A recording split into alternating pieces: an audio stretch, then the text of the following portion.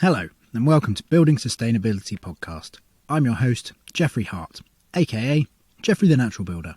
Building Sustainability consists of conversations with designers, builders, makers, dreamers and doers, exploring the wide world of sustainability in the built environment by talking to wonderful people who are doing excellent things. This is part 2 of the podcasts that are done in partnership with EBUKI, that's Earth Building UK and Ireland.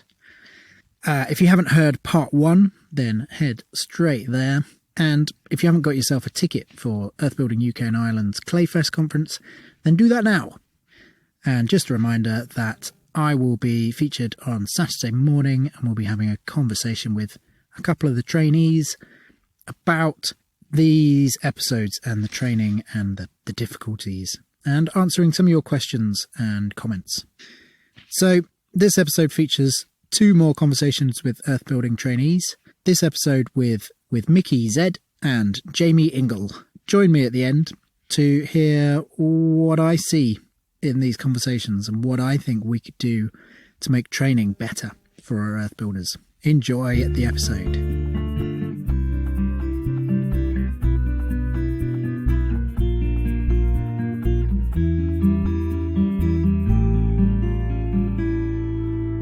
So you said you would like to be a teacher, and you've been training for about 4 years.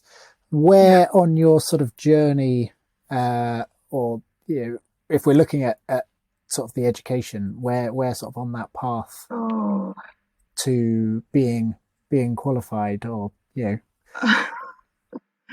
I don't think I'll ever be fully qualified or learn everything, but because I've already done some teaching, but I feel really unqualified doing it. And I was just having a conversation today actually about how underconfident I feel, or a lot of us feel here on the course. And actually we probably know a lot more than we think we do. And when do you become confident? So on that journey, like I've got some certificates, and what does that mean? But I've also done some teaching, but I'd want to learn much more so that I can have the knowledge to inspire and to pass on to other people. So I'm like, over the next couple of years, I'd like to just like accumulate much more knowledge and skill. So I think it's like a continuum. I can probably be teaching next year some things, but still feel like I'm not confident enough. I don't know if that makes sense. Yeah, totally. It's a difficult question. It's probably not a very fair question, because if I truly think about it, I think that the more you learn about a topic, the more you realize you don't understand, and therefore you must learn more. And I think if you feel like you've completed a topic, then you probably don't really understand it. We're learning about lime.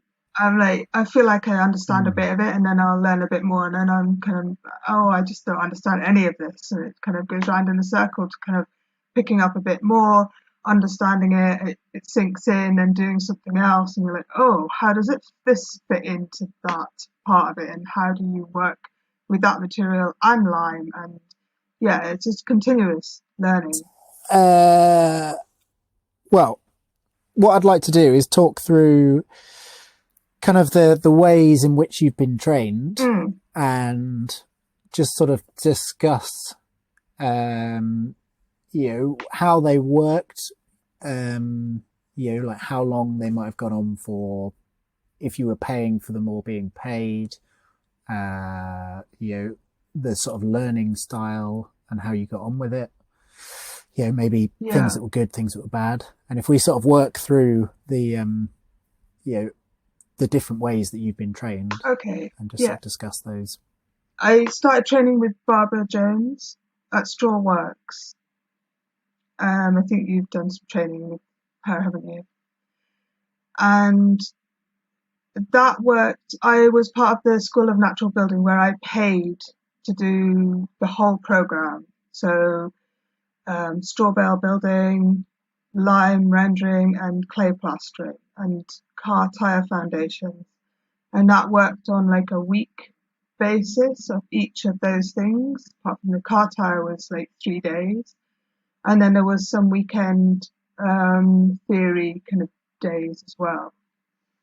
And then after you did that with them, you did some traineeship where you were paid but still being trained to work on people's houses.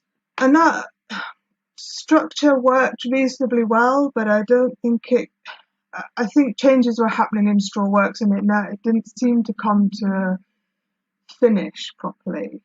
So it's kind of still ongoing, but I've moved on to do other things. So I felt like I've got what I need. And I think that the structure, how it was laid out to start with, I think works relatively well. And I enjoyed working on live builds on people's houses. That meant more to me than just in a barn or a shed doing a mock-up of something. But that also comes with a lot of problems, I think. And I think the volunteer part and the student part and the client part, it doesn't work so well for me anymore, having done quite a lot of it.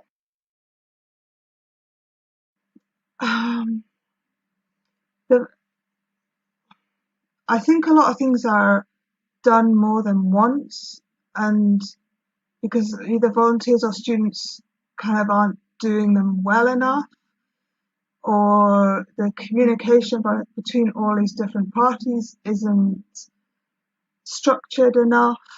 And I think sometimes, especially in the natural building world, the homeowners seem to use volunteers a lot, and the trained people are not seen as, like, they probably wouldn't say this, but I feel like they're not seen as worthy when we've spent quite a lot of money and time training, and volunteers are used a lot, and I don't like it anymore for a lot of reasons, because then the value of a trained professional is put right down, so people think that it can just pay you nothing. So yeah, I have a bit of an issue with that, because I feel like now, like, homeowners will have a house and volunteers, or you do something for quite little money and you've got nothing. You've still got no land or no house, and it doesn't, to me now, it doesn't work as a circular system. And that's what I kind of believed that it did, but I don't think it does. I think there's one person that gets a lot more out of it than the other parties. So yeah, that was interesting, but I did enjoy working on live builds, but I don't think the system works properly. So that was with Strawworks, and then I did. Was there like a best moment in the work you did with, or the training you did with Strawworks? Meeting lots of different people, I think, and different houses. And I've kept in touch with a few people in different countries, like in Germany and Italy, and they've become kind of like, even though it's like a small handful of people, they've become a network where I have felt like I could just ask them questions. And that's not all people. It's been hard to find, even though I've been told many times that everybody in the natural building world is like really open and wants to share information. I kind of haven't found that. I've really had to find specific people, and they're really open about sharing information, and there's not a threat about taking their work or about passing on stuff that's theirs. So it's been a bit of a niche, a bit hard to just track these people down, and it's not just been like, oh, we're all a happy family, which some people kind of said it was to me in the beginning. Great. I can totally relate to that. I mean, I'd ask you maybe what the most difficult part was. Well, the most difficult part, I think, is actually making that network, because I'm not that kind of person, really. So although I've now found some people here and there, that's been really difficult. It hasn't just been I've gone to a course and like keep in touch with everybody. Yeah, that has been the most difficult, and finding opportunities and finding the next thing. It's really kind of pushed me out of my comfort zone, I suppose, to keep connections with some people, and and just to know that they're gonna like offer advice if you ask for it. So that's probably the most difficult part. Yeah, so you would talk about next thing with Becky, was it? Yeah, I don't know which order these are in, but I did a couple of days training with them, Becky, at the Scottish Lime Centre. Introduction to Indigenous Earth Building. And that was really interesting with Becky. And also I've been following Armaco, who she's been working with in France. I think that's what they're called. And so she was bringing some of their way of presenting earth building and the kind of sciencey bit to the people at Scottish Lime Centre, and that was really good. But it was intense, but it was only a couple of days. So a lot of these things, I feel like I'm always just starting at the beginning and kind of know that bit now. I mean, it would be nice to see more of what Becky does in courses like the Scottish Lime Centre. And again, I paid for that course, and it was quite expensive. The Scottish Lime Centre seems to be quite expensive.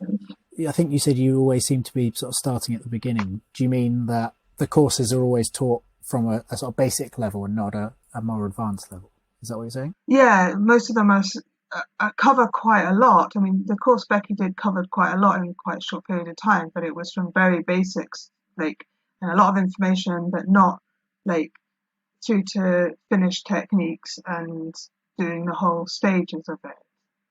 And that's what I found with most of the things I've done, even this placement here at the Prince Foundation, because there's no plastering or rendering, and so I feel like I'm not learning anything on the live build in a way. I know I've gone off Becky now, but yeah, just starting from the beginning, not like moving from how you do mixes, to laying a floor or putting on the plaster to finished plaster. Like the whole process, I don't feel like is covered in anything I've done. A lot of the times it's also been the very, like a day digging soil to sieve and to size the clay, which I know needs done on a job, but when you're paying and it's like, well, I've done that, I don't want to go and dig, I don't want to pay you £300 to dig, you know. Yeah, too right. Yeah, you can pay me to dig. Exactly. Were there sort of pros, and I mean, it sounds like you found quite a lot of cons in that sort of short course paid for. Was there anything that really worked in those short courses?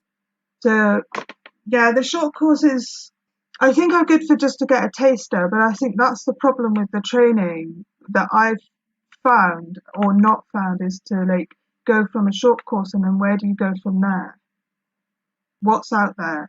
Like, I know that there is an NVQ in earth building, and there's the European earth plastering, which hopefully I'm going to be doing, but I don't think the NVQ is even set up, so it's kind of difficult to direct people, even for me to kind of just go and do that.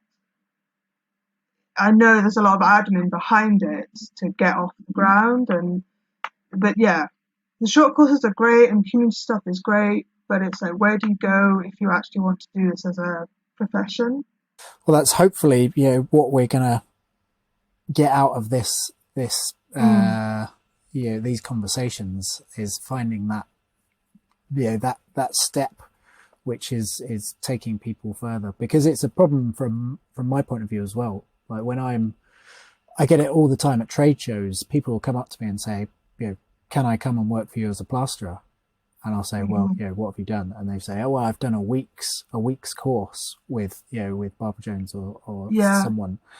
And I'll go, it's great that you've got that intro, but there's so much more to learn beyond a week till you're a sort of valuable member of a team.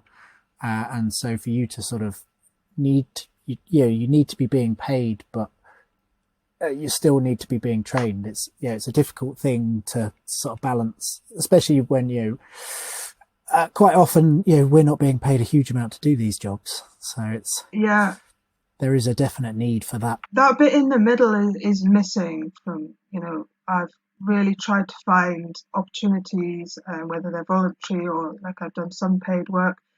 Mostly the paid work has been in lime plastering. and most of it on straw because that's what I kind of started off with. I mean, I'm kind of moving a little bit away from that. That's why I'm doing the Princess Foundation to like also further my knowledge in not just straw and more heritage stuff. So I've got a broader idea and broader skills. But if there was an MVQ that someone said, "Why don't you go and do this? It's happening now," then I would have probably just signed up and done that like a couple of years ago, even if I'd had to pay for it, because it kind of the MVQs do show that you have the skill to do it, like in lime or in clay. Like in lime plastering, I haven't had a background in gypsum plastering, so I haven't got those skills to go just walk into a heritage company to do lime. So there's a lot of mismatch, especially coming into a bit later on in life and how you get those skills quickly. It's quite difficult, and that's why I have found the opportunity's not there. Well, I feel like I'm coming across as really negative, but it is difficult to find the right opportunities, the right training to be able to be paid to do the job, not just keep paying to do Yeah. a 1 week or 2 week course or something here and something there, and still not have the skill or qualification to go and do the job and feel confident doing it. Yeah, that gap between paying and being paid is a vast chasm. So other trainings that you've done? Well, training wise, I suppose I did the postgraduate in Belgium, which was 2018 to 19, and that was in an architecture department at the University of Hasselt, and it was a new course called Building Beyond Borders, and it was designing and then building a women's centre in Morocco.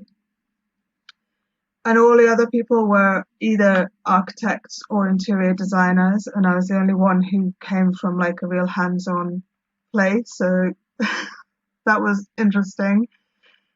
And yeah, I got really frustrated with that course and learned a lot though, but not what I thought I was going to learn. And I think that's the same with a lot of things. I go to learn about clay or earth building or lime, and I usually end up getting really frustrated at myself and learning more about people and how to run things and politics and dynamics rather than clay and lime. We did design in the end, and then each of us spent 8 weeks out in Morocco building, and it was built with earth blocks, which I wasn't there when they were doing that, but I did some floor tests for the floor with an earth lime mix with the local builders. So yeah, that was kind of good. Now looking back at it, there was lots of politics which I hated, and I don't like cross-cultural work like that anymore. It's not the cross-cultural stuff, it's the colonial white person going in to do projects where I don't think it's relevant. Mm-hmm. And was it, so did you say that was a whole year, that course? Yeah, an academic year, with part of it being a placement in Morocco and building. So part of it was at the university and part of it was on site. And was that a paid for thing? Yeah, I paid for it, and I went to live in Belgium for 6 months. Yeah. And you said you don't think they've run it again? They didn't run it the next year because I think they were like having a year to sort some stuff out, and then obviously COVID happened, and I don't think it's run this last year. But it might do, and you know, I think they're doing some good things in some ways. I think that the focus is wrong, and I think ego and architects and universities, I think the place that they're coming from is not where I'm coming from. I think architects and builders also come from a very different place. So that's what I was saying. Like, I've learned more about group dynamics and also who's involved in things, and I think that's really important for any kind of training or voluntary experience. And the stakeholders of everything, and to be like really clear about who is getting what from this experience. And it doesn't matter if it's the funders and they say this is what we want, as long as everybody knows the position, then I'm fine with it. But there's so much that is unsaid with a lot of things, with courses and voluntary things. If it's really clear communication about who is getting what out of it and why, then I think things would run much better, because people's expectations are then not being dashed, or they're being met because it's being clear. And I think that's what I've been really learning from all these things, is kind of how do you run something successfully, and how do you make it as clear as possible for everybody, and open and transparent. I suppose the next thing, well, actually before then, I did some voluntary work in Italy. I went to the Straw Bale Convention in Italy in 2017 and met somebody there and asked if I could just come and volunteer, if she had any like training that I could be part of. And I've been a couple of times to her house and volunteered on her house, because she helped organise the Straw Bale Convention and is very knowledgeable and in clay and lime and straw, and that was really good. And I've got a really good friendship now with her. And then last year I actually went back to Italy and worked with her. So the first couple of times I paid to go, because I thought I'd met someone that would be really open with their knowledge and experience, and invited me into their house. So I was happy to give my time to learn that from this person. And then she like subsequently asked me to work with her and do other things, and it's just been really great to have that. And also from a different country and different perspectives sometimes, and just like opens that up, the conversation up about building and life in general. When you were sort of volunteering your time with her, did she sort of take on a teaching role? Yeah, and she was very conscious about like or giving us different things to do, that we weren't bored, and also so that we could learn whilst we were there, because she provided food and accommodation, but we were working on her house, and it was, that was all very clear about what was going on. And so she really wanted to be able to teach us as well. So that's been good, because there I've got a good relationship with her, and like possibilities of working with her, or if she's got work, can pass it on. So that's good networking.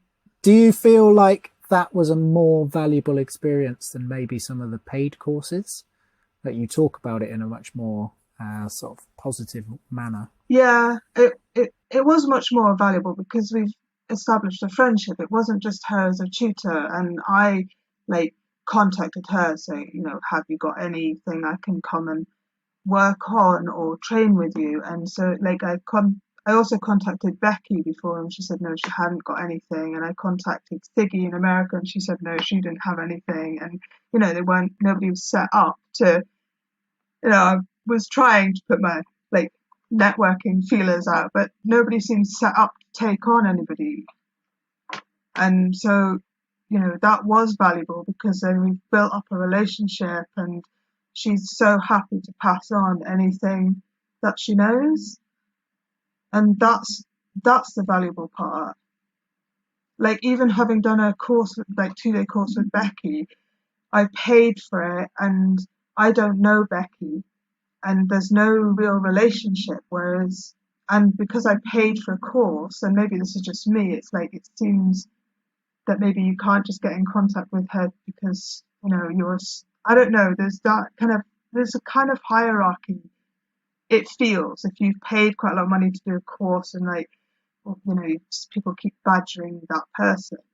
I don't know, that might be just something from me, but it feels like if you'd establish a friendship or a relationship more outside of a paid thing where the hierarchy isn't as obvious, then that's much more valuable.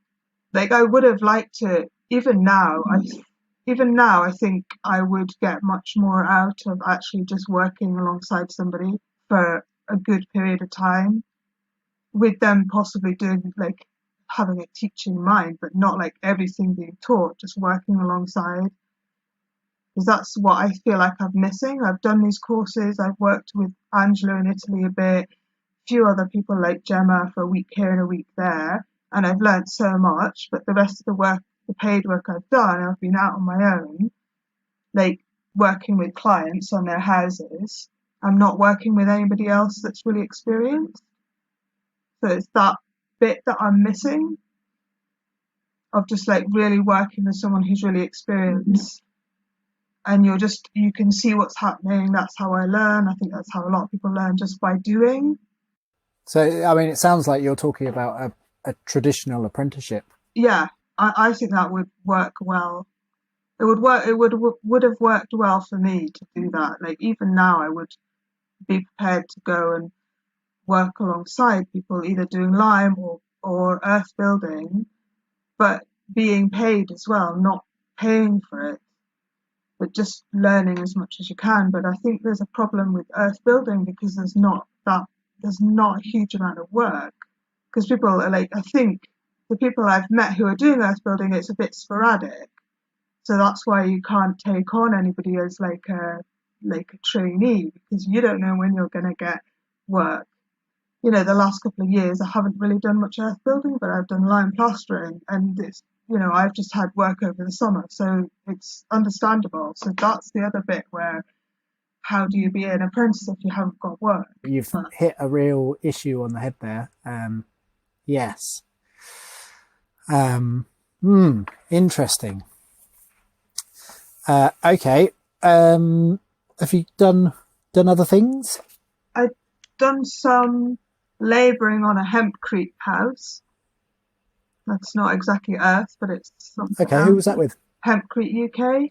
So that was a few years ago. Okay, with Al. Yeah, he wasn't there most of the time, I don't think. That was in Scotland in, I think, 2017.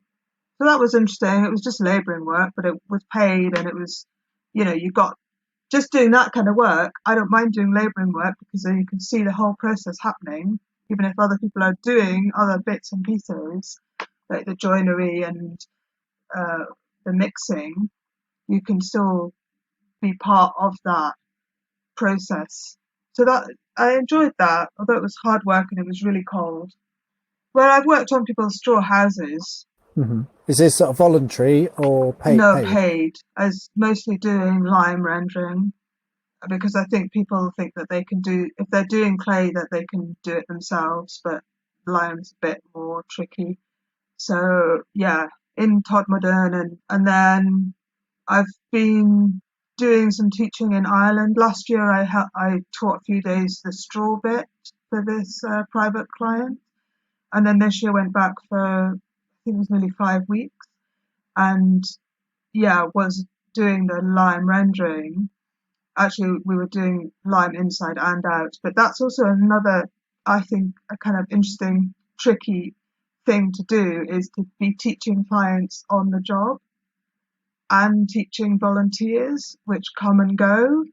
And I really was thinking about how you put together a pricing structure for that, because you're not just doing the job, you're like taking on a teaching responsibility basically all the time, and starting it from scratch if a new volunteer comes along. So working with clients like that is actually quite hard work, because you're kind of like, sometimes there's 5 or 6 volunteers who have been just there for one day, and you're kind of overseeing the site and going, what needs doing next. So you're not actually doing any of the laying on of plaster, which I don't know. They're paying me for my time to do the work, but I'm actually, a couple of days or whatever, I'm not actually doing any of it. I'm just overseeing people doing it badly.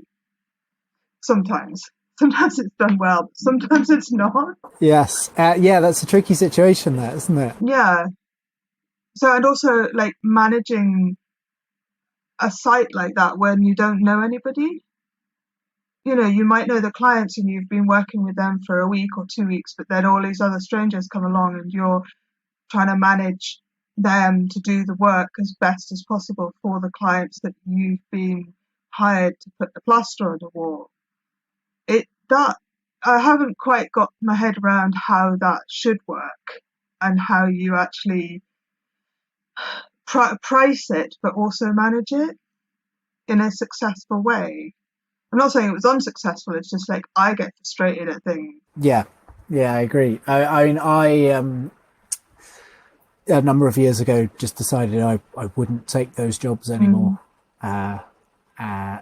especially because someone needs to warranty the finish, and if you can't do that if you're using whoever they've found to come and work for free and they don't necessarily care. It's a minefield, especially as you say, like you're being paid to be there, and quite often just running around managing a site, which is it is a job that you should be paid for. Yeah.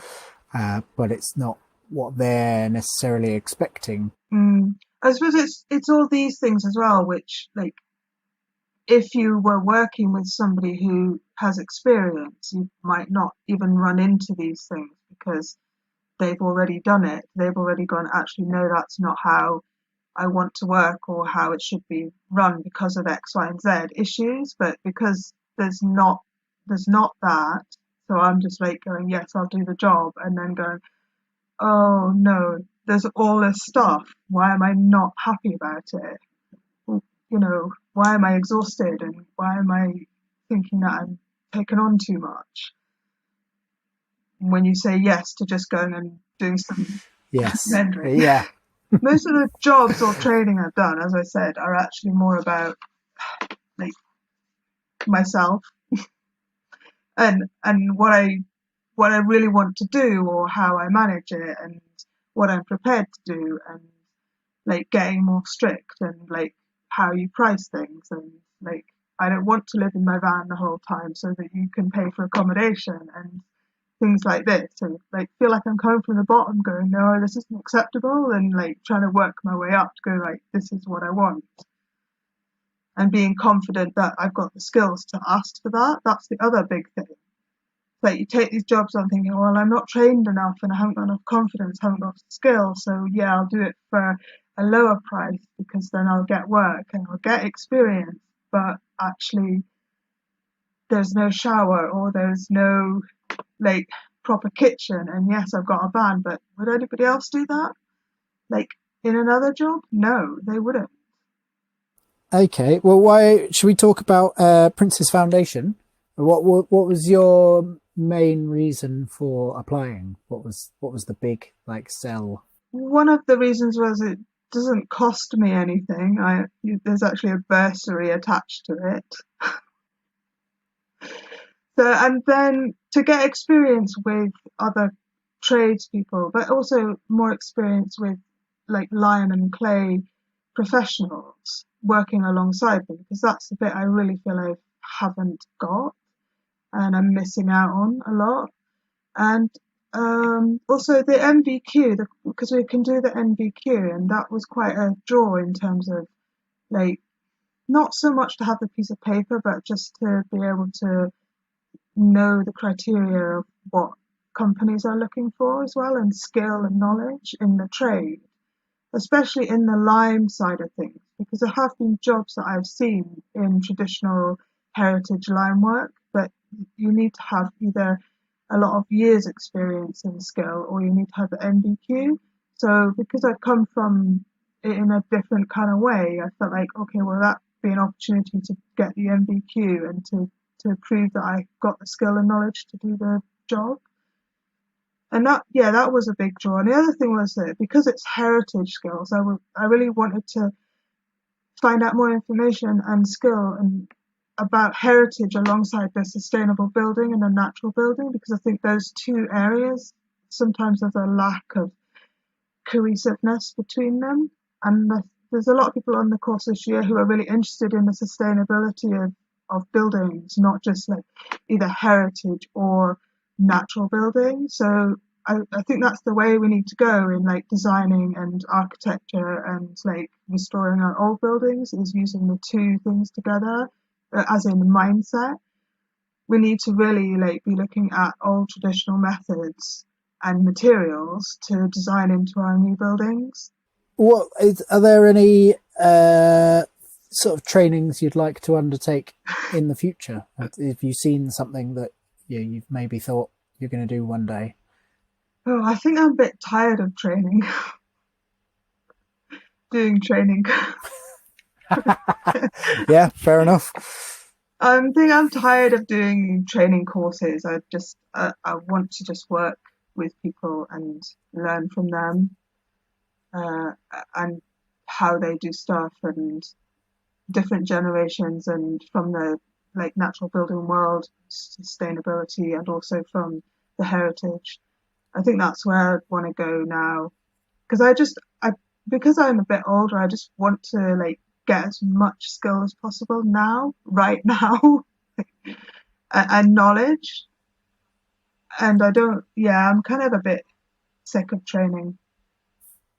Along the sort of course of your training, what have been the surprises? Maybe that I actually really enjoyed doing it and wanted to take it on to be like, this is what I'm doing in life, and how much I enjoyed it. I think that was a bit of a surprise, and that I'm actually still on that path, even though it's been really difficult to find the opportunities or to keep going. So that's a surprise. Because I think sometimes I can be quite negative about stuff and see the things that are wrong with things. So to keep going with it is actually a positive thing. What have been the big obstacles in your way to sort of reaching that goal of doing the thing? Again, I think it's probably the opposite side of the surprises. It is to keep going, to keep reaching out, to keep finding opportunities. That's been the biggest obstacle, and trying to find those people to learn with. All right. Well, if you were going to make a program for like the next generation of builders, and you want it to do that easy route, what do you think how would you design it? I think I would have a more of an apprentice style approach over like a good couple of years, not just like 6 months or like a year. It would be over a few years, and you're working with, even if it's not just one person, but I haven't done the placement part of the Princess Foundation, but maybe something like that, but with people over a longer period of time, and being quite specific in your jobs. Like if I want to go and do lime, then do lime work with different people doing different lime aspects. And if it's with natural building, maybe over different aspects of trades within natural building, to kind of find your niche. Like, like a foundation course for art and design, maybe you would better, but to then really get into it, to do the apprenticeship with your trade, which you found, and learn from them. Because I actually, I've realized that I would be quite happy mixing plaster for quite a long time. Now I know the value of why you're mixing plaster. I'm quite happy doing that until you get it right. I know like a 16-year-old might get really bored of it, but now I'm like, okay, yeah, I can see why you would mix it for years, because I can't get it right in every job. You mix it and it's different every time you mix it. I'm like, no, I have to get it right. So I see the value of doing that and being like just a mixer for a period of time. And I don't see any problem with doing that. Even if like young people go into it going, oh, this is not what I want to do, or I'm bored, you will really get the value of it after like 6 months doing that. It would set you up. Like if I'd done that for 6 months with different people of how to mix different plasters, I would be really happy. So yeah, an apprentice style, working with lots of different people.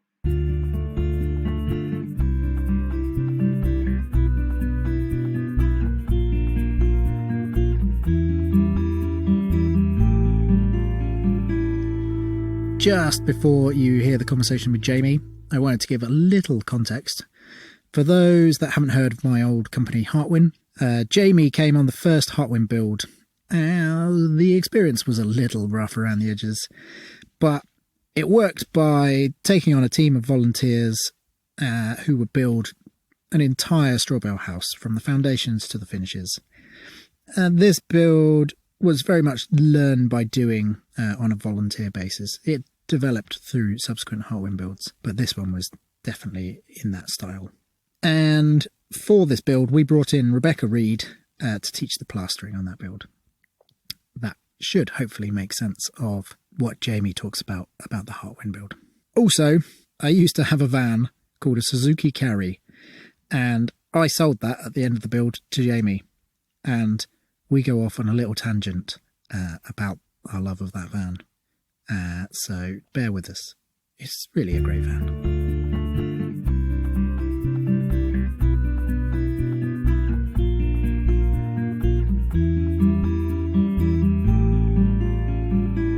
So I'm interested to know, can you describe the learning opportunities you've had? Yeah, so the learning opportunities started with Heartwin, the straw bale build that I did with you in Wales. That was a real sort of hands-on, practical, more than an introduction. It was an entire house. So really got my head around what it was to create a building and work in a team of like-minded people.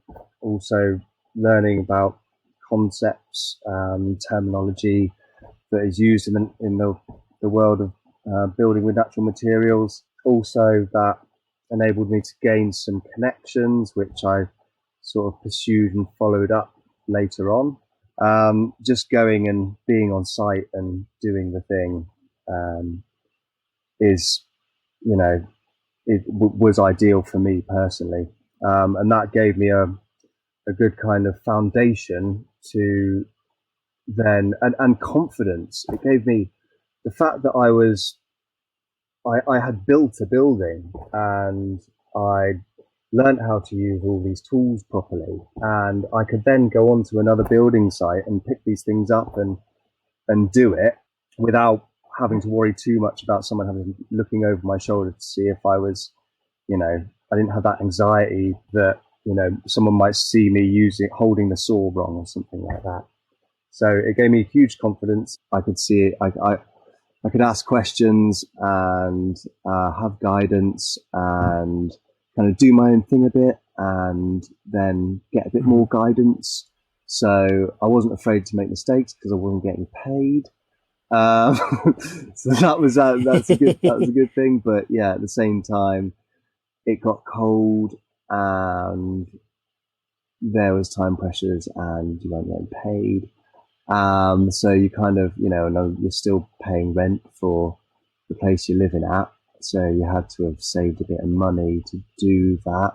So you sort of need to be in a privileged position to be able to do that sort of thing, I guess. Definitely, yeah. So it would have been better if you'd have been paid? Oh, yeah, of course. It seems like a silly question. It would have been. I mean, you did get some food, but then there was also sort of a travel cost to and from. Mm-hmm. So if you wanted to keep your costs down so you could afford your bills at home, you kind of had to stay over some weekends as well. So you kind of missed out on, I miss seeing my girlfriend and being at home. So these are the drawbacks. And that is actually something that has become part of my life, actually. To gain valuable experiences, you need to be prepared to travel. The most valuable experiences have come from finding people that I get on with and that I want to learn from, and traveling and staying and hanging out with them and learning from those people. And it's going to be rare that they're going to be in a convenient distance from your home. Yeah. So I guess one of the most important things for me, it's quite quickly after after the Heartwind build, it was a little while before I decided to properly follow my nose into natural building completely. It was not more than a year, but within that year, I realised that to do this, I would need a van because I would need to travel and I would need to sleep in the van because I wouldn't be able to afford to pay for accommodation because I would be volunteering a fair bit. That would be my advice to somebody that wants to go on a journey like this, is to get a van. Get a van that's just long enough for you to sleep in. Like a Suzuki Carry. Like a Suzuki Carry, yeah. Oh, it's such a beautiful van. I miss her so much. But she is in good hands. There is no other vehicle that I'd recommend more to anybody going on this path. I think that should be part of the journey. Yeah. Everyone should own a Suzuki Carry and, understand the simple things in life. That was the beauty of it. But, anytime she went wrong, you'd be like, right, okay, well, I can actually, I can see all of the engine because it's right under the seat. I've just got to flip the seat up. So it's mechanics course as well as learning valuable natural building skills. Exactly. I managed to change the clutch. I know you did. Just by buying the Haynes manual and going, right, okay. I was like, I can do this. That's another thing which comes from doing a practical internship is the boost of confidence that, I can do a thing. Once I'd finished the Heartwind thing and I decided to go into plastering, I'd done some work with Rebecca Reed and completely fell in love with plastering, and I still had little money, and I noticed that the job centre were offering kind of practical courses, and I was like, well, I'll do a plastering course because that's what I'm into now. Yeah. So I got myself onto this plastering course, kind of sort of funded, I guess, by the job centre. So you weren't paying to be on the course? I wasn't paying to be on the course. Okay. No. And you weren't being paid? I wasn't being paid either, no. I was receiving universal credit at the time. Mm-hmm. That was the only way I could get on the course, really. Right, okay, got you. And so, yeah, it was 3 days a week, and you were supposed to do the course for 20 weeks. Okay. And you'd get the equivalent of an NVQ2. And anyway, so there were so many modules. I think there were 12 modules, and I completed all but one of the modules within 4 weeks. Right. Because you were working so hard. But because I'd had such good training. To be honest, credit to Rebecca. So it was aimed at sort of never ever plastered, is that right? Yes. Yeah, this plastering course was aimed at someone who had never plastered, and I had a fair bit of experience with clay. I thought, I was still considering myself. I had to have little to no experience, but then when they left me to my own devices and said, "Can you do that, please?" And actually, the material we were using to practice with was clay, Right. because you could just scrape it back off the wall and chuck it in the pile outside for the next student. So they were pretty impressed with what I could do with it. So yeah, that led me to sign off all the modules very quickly. What did sort of an average day? So you did 3 days a week. What would it be like? Come in, do some like classroom work, or was it like? Did you have a practice wall or? Monday mornings through to the afternoon was classroom, where everyone would kind of sit and the teacher would well, no one really wanted to be in that classroom. So a lot of people would be late, and other people would just go off for a coffee. It wasn't the type of, I mean, including me, nobody in that class really suited being in a classroom. What sort of things were being taught in the classroom? It was essentially all the things that were to gain your CSCS. It was a lot of theory. So you had these workbooks to go through and these tick boxes, and everyone would understand that these were tick boxes. They would find the relevant information to go in the box, and that box would then be ticked off. And that was that. You got that.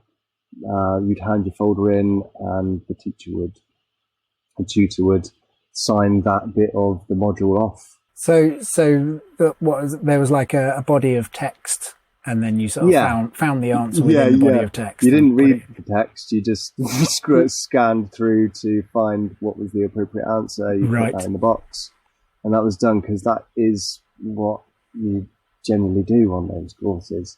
Because that, it doesn't harbour, it doesn't encourage an interest.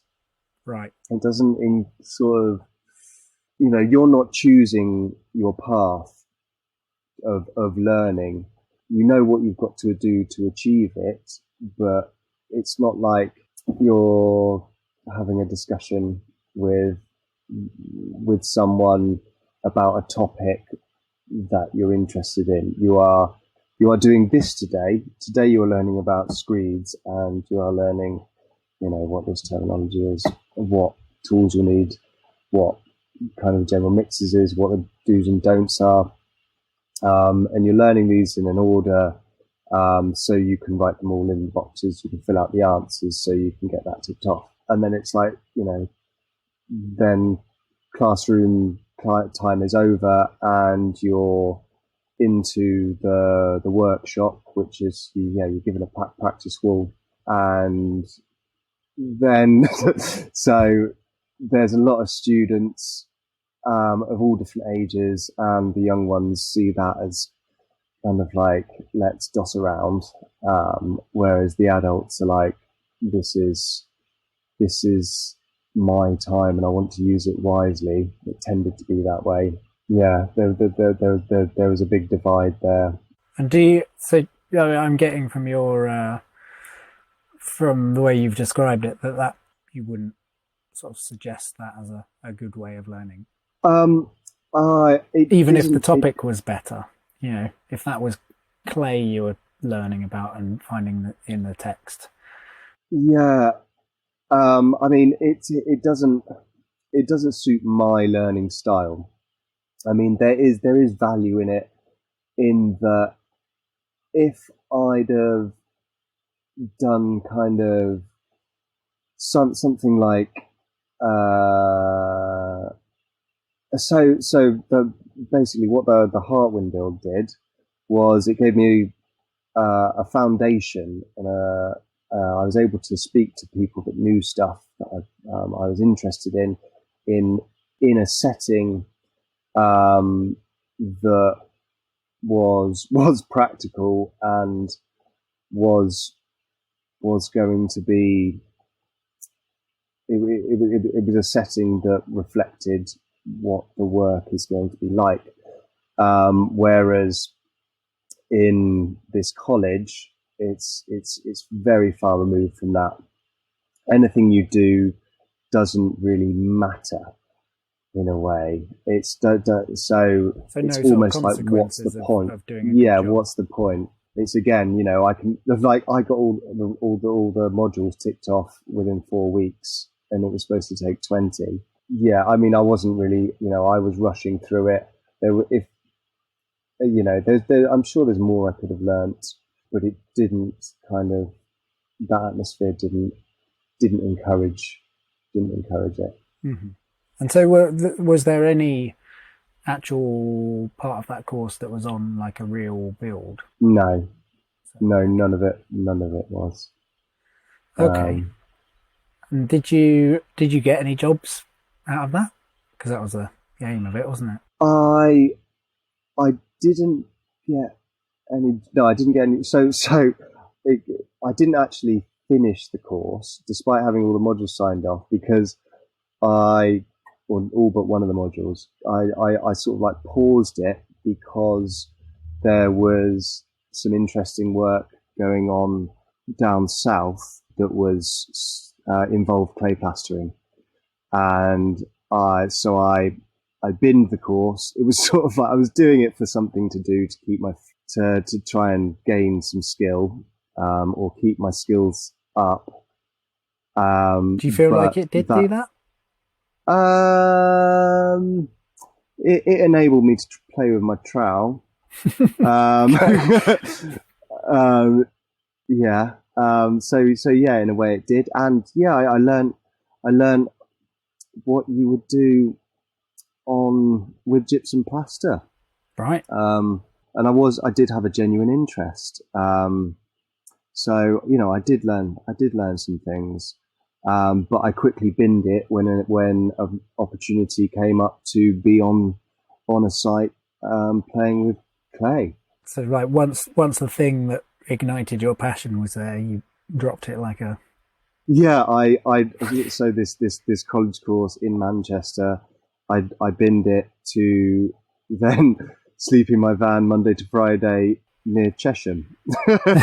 Lovely Chesham. And I did that for a number of months. Okay. Because I found it much more valuable. Okay. So what you moved on to there, clay plastering near Chesham, are we now talking, have you progressed into paid work there, or are you still volunteering? Yes. Yeah. It was paid work. I was being paid as a skilled labourer. I was sort of on site as a skilled labourer, working as hard as I could, being around knowledgeable people, trying to make myself useful, and being grateful that they were taking time out of their day to impart some knowledge to me. Okay. So it wasn't sort of set up as a learning thing, but there were people who were, taking you under their wing, so to speak. Yeah. I was lucky enough to have some people take me under their wing. Yeah. Great. That's a good way to put it. How did you get on with that style of learning? Yeah. So, I mean, I was fully aware that so I was working with both Will Stanix and Rebecca Reed, among other people as well, but mainly Will and Rebecca. And I was fully aware that for them to teach me something, they would be taking time out of their day. So they're paid to be there for the day, and they can get on with what they're doing fine. But they want other people to know stuff because they love what they're doing, and they see the importance see the value of education. So I was lucky enough to be on the receiving end of that education, and the whole while I was aware that it would be more efficient. The job would be done quicker without me there, learning. Yeah. If I was just labouring and not learning, the whole job would be much quicker. But because they were taking time out of their day to teach me, I was learning loads. And whilst being aware of that, I was sort of working extra hard in between the learning experiences and trying to remind myself to slow down when I am doing the learning bit. Because the natural thing in my brain would be to do it as quickly as possible, because I need to prove myself. And actually that doesn't harbour learning either. So yeah, I guess that kind of mindset can be a disadvantage to that learning atmosphere. Were there any other sort of negatives to that? Well, luckily, I was just going to say, luckily, Rebecca and Will would encourage me to slow down and don't worry about it. We're here to learn. So that was really nice, particularly. I don't know if you can answer this, but who was picking up the tab for your learning? Because if you were being paid, was it coming out of Rebecca and Will, or was it coming out of the client? So a bit of both. I'm fully aware that Rebecca's day would be much shorter, and she would have achieved what she needed to achieve. She'd have gone home hours earlier, had she not taken the time to carefully explain things to me. Right. And you know, and I'm sure I think I know that she wasn't charging any more to the client for the extra time she was there. So that was coming out of her pocket. That's for sure. Nice. So I only asked that. I'm trying in my my sort of quest to find the best way how we can be better at training people. I sort of want to look at what the funding is, because it's a big thing. Because you said earlier, like, not earning money to travel all around the country to these opportunities is doesn't really work, or it's very hard. And sort of finding the money, finding the right people who are willing to train you. I mean, you've been incredibly lucky to get Will and Rebecca. Sorry, that sounds like I'm lecturing you. No. You don't know how lucky you've been, boy. That's yeah. They did. That's a sentiment that I wholly agree with. Yeah. So we need more of the Rebecca and Wills to aid. More of the Jamies. We just need more Rebecca and Wills. I think you should give all the money to them. Yeah. Well, it's so. Funnily enough, I did a job with Will in Greenwich, and just hearing his thought process was so valuable to my learning. I thought it was all sort of planned out. It was so perfect. So there would be some issue would come up, and he'd go, "Oh, I wonder what we should do here." And I'd be, we'd have a discussion about it. And I honestly thought, I was like, is this planned? Because it couldn't be a better learning experience for me.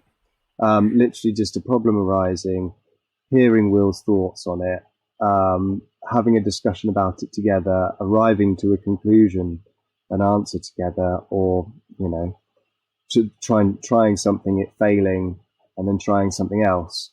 There was doing that whilst hearing the inner workings of Will's brain was just perfect. And that sort of those thought processes I am then able to carry forward into my work, into my practice, in my day. So I've sort of got a little Will in my head going, I wonder. Yeah. And that really helps with that suits my learning style, as opposed to being in a classroom away from sight. So I guess that's it's somewhere between sort of guided and self-guided, isn't it? I guess it's more self-guided learning, as in you're sort of given a task, and then some little sort of pointers coming over your shoulder. Yeah. And because the person you're working with knows you and knows what stage you're at with each different type of task, they're able to, take longer to give you instruction, or a little less longer, or even, if it's something that I've done a few times, then I may be asked to explain that to someone else that hasn't, which then cements it even more. That's the best way for me to. That's a really, really good way for me to learn. When we were doing that earth floor, and I've forgotten her name. Was it Megan? Megan, yeah. Yeah. Hearing you describe to her what we were up to was just a little joy in my world. Oh. And like, oh, he's learnt so much. He's taken it all in. Oh, what? It just gave me a huge amount of confidence in just letting you crack on with like a huge meterage of flooring that day. Yeah. Quite a lot. It seems like quite a lot of your learning opportunities have come from just a couple of people. Yeah. Is that fair? Yeah, that is fair to say. So it's sort of like you're almost sort of apprenticed with them. And Yeah. And do you feel like you've been given more responsibility and sort of? Yeah, definitely. Yeah. I mean, I'm going to site on my own some days and getting on with it, which is good. Some days we'll all come at the beginning of the day and say, oh, this needs to be done, that needs to be done. And I'm like, okay, and I can ask questions and then just get on with it. And then if I've got any worries, he's always on the end of the phone. Mm-hmm. And then when, some other days when I think Will probably knows that it's going to be something challenging, which I'll just stare at and and ah at and scratch my head. He'll probably make sure he's there to kind of guide me through it. I'm pretty sure he's all right, that Will, isn't he? He's all right, yeah. Yeah. Yeah, he's a giggle to be around. If you were to do it all again, how would you do it differently? I wouldn't.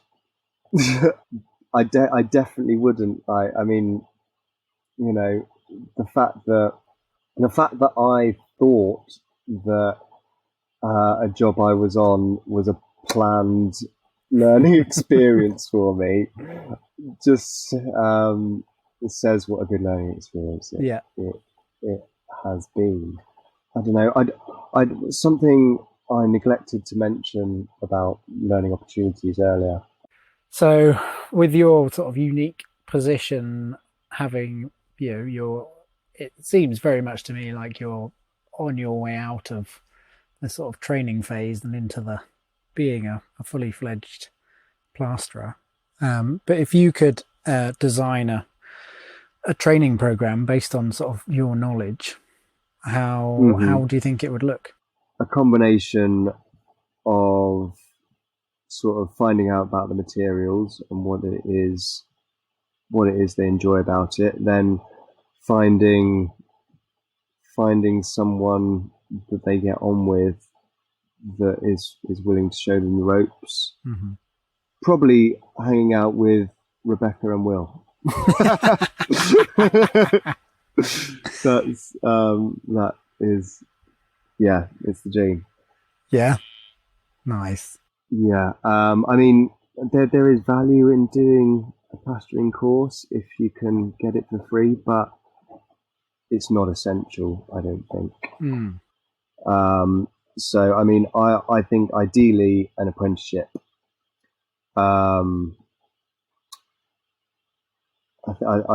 think doing some kind of apprenticeship, or having modules where you spend some time with someone that's doing cob, having a module where you go and spend some time doing some clay plastering with someone, having a module going to do some line pointing or.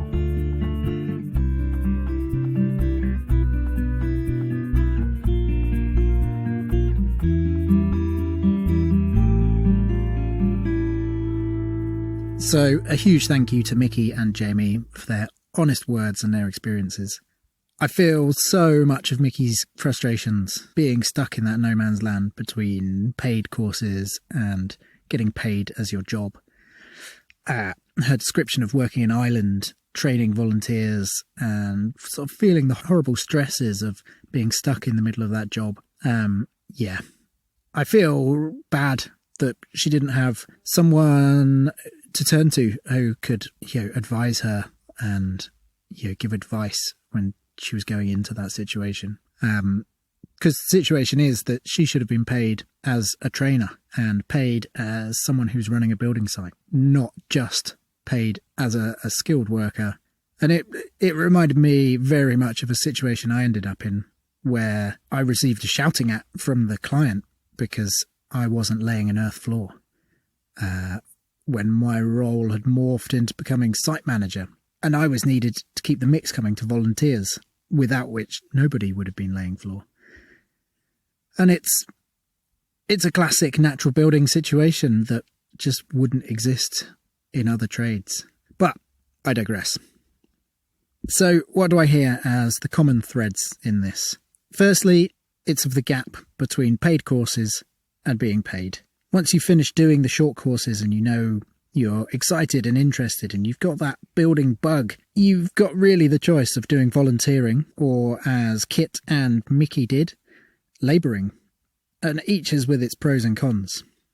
The volunteering is fraught with varied quality and, sometimes questionable working practices. Jamie told me a story of leaving after one day as the living conditions weren't fit for human occupancy, his words. And labouring means that you're getting paid, but it's going to take longer to get doing the skilled work and to get the experiences. I thought it was really interesting that the ingenuity that Anna took to do her volunteering as a cheap way of living while she was studying. But I fully realise that's not open to all. It's not fully accessible. So, one of the key themes for me was connections and how important meeting the right people is. Jamie really lucked out on his first build, meeting Rebecca Reed, and in turn Will Stanix, who have really shaped his learning. Anna's meeting of the Steens at Clayfest, and then heading out to volunteer with them. Massive. Miki's connection in Italy that led to work and experience. And Kit's connections from Cat that got him his labouring. And I think Anna's experience from the Prince's Foundation is key. Once you can get yourself working alongside people who work in Earth, they can see that you work hard and that you want to learn and that you're dedicated. And you only need a few connections like this and you'll be set for work, just like Anna is. And so Kit and Anna have both completed the Prince's Foundation. Miki is partway through it now, going to head on to placements soon. And Jamie, he applied last year and will apply again next year. It's a tough course to get onto. As far as I know, there's only one place for an alternative builder per year. It's mostly timber framers, stonemasons and the like. So the Prince's Foundation is currently one of the only stepping stones. The SPAB, the Society for Protection of Ancient Buildings, also have a similar programme, but that's even harder to get onto. There's only 4 places for that, and they are hard fought. So why is it so good? To get paid to travel around the country working with craftspeople, you get the opportunity to find one that you gel with, and that's often all it can take. And from the craftsperson's perspective, they know what they're getting. They're getting someone passionate and dedicated about their craft, but who isn't yet fully formed. And they also know that it's not going to cost them more than their time, which is always the danger when taking on an unknown labourer or trainee. So I think from an outsider's perspective, it seems like Earthbuilding UK and Ireland are putting good effort towards creating an MVQ in earthbuilding. But to me, this seems a little lost without a way for the training to be accessible. What I'd like to see is Earthbuilding UK and Ireland create a programme where, like the placement part of the Prince's Foundation, 1 or 2 or more trainees could travel to different craftspeople and work on real-life Earth projects. And it would need someone like Earthbuilding UK and Ireland to sit like a spider in the centre of the web of Earth builders. Because us Earth builders, we don't always have work, and that stops us taking on a full-time trainee. But as a collective, I'm sure there's always Earth work going on. I would certainly take someone for an Earth floor job when they come up. And then they could move to Will, or Becky, or Rebecca, or any of the network of UK and Ireland Earth builders. And of course, this would have to be paid. I think if Earthbuilding UK and Ireland could raise, I don't know, 25 grand, you could pay the trainee for a whole year and pay an office position to coordinate where the trainee is going to be the spider, if you will. And you know what? At that point, combine this with the MVQ level 3. This is the perfect co-partner. So I think at the end of that programme, you'd have experienced, connected and educated trainee ready to go out and do good work. So I'm very aware that I know nothing about grant funding, but I do know you'd be hitting education, jobs, environmental, heritage and craft. And failing that, you could head down the Princess Foundation route, which is to ask wealthy folk. You know, maybe the folk who just bought a listed cob building. Send out a message to every one of those, asking them to donate. Who knows? The details aren't for me to decide. But I think the gap is clear. And I think the work that the Princess Foundation are doing is fantastic. But we need more of it. Okay, that's far too much talking for me. Come and join me at the Q&A at Clayfest on Saturday, 28th of November.